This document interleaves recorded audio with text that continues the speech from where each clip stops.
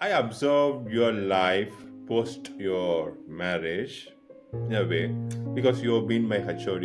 You do a lot of activities. You're not just HOD, you are also heading a research wing. You are also head of, what you call the women Technology.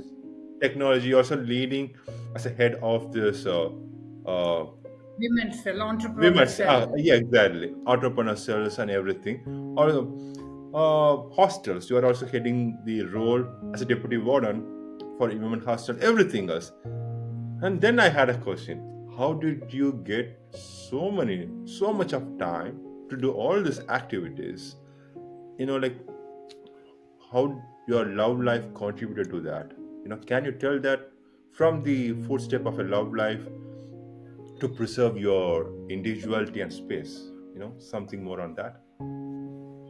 See, my love life definitely gave me the maximum confidence and courage in me, and encourage the leadership qualities, whatever it is, in me a lot. See, like how I said, he was my work partner, became the life partner, and between the transition of a friend to soulmate. The same thing is holding even today. In every time, every stage of my life, he has contributed a lot. See, sometimes we have worked in two different cities. That time it was he who took care of the house. We had the main establishment here in Mysore, but he took care of that establishment along with taking care of my daughter. I was like a guest coming monthly once or fortnight one, and it was he who gave me the support that you go ahead. He respected my feelings, I should say that.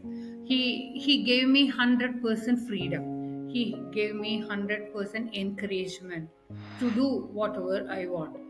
Otherwise, it is impossible for me to balance both the academic career of mine with the personal life. Would you also like to tell something on your trip to Denmark and how this love life supported as well? Yeah, that's true. See, my first trip was 1997, 98, I think. That time my daughter was just 12 years. I got an opportunity. I got the first Danida fellowship then for 6 months. So the question came, should I have to accept it or not? See, this I'm talking again 2 decades back. It is not now. 2 decades back, for a lady to leave the house, leave the child, and go overseas and for your career growth. It was under Indian situation, it was unimaginable for many women. But I was so lucky. See, when this offer came, he was the one. He said, "No, you are going to take it. You go ahead." I said, "How can he leave the house and go? How can he leave a daughter who was just 12 years?" He said, "Don't worry, it is my responsibility." So that support really made me. No, I am very thankful to him for whatever I am today because of so many sacrifices. I'm sure he has sacrificed many of his interests during the period of me not available in the house. Right? He had to give his full concentration to our daughter. He did it. And he is so very proud about it. One day I asked him, what was the happiest moment for you? He said, the day you flew to Denmark. So that is the encouragement he gives. I see him as cheerleader, but I like to also add a point here. He is also a renowned scientist, right?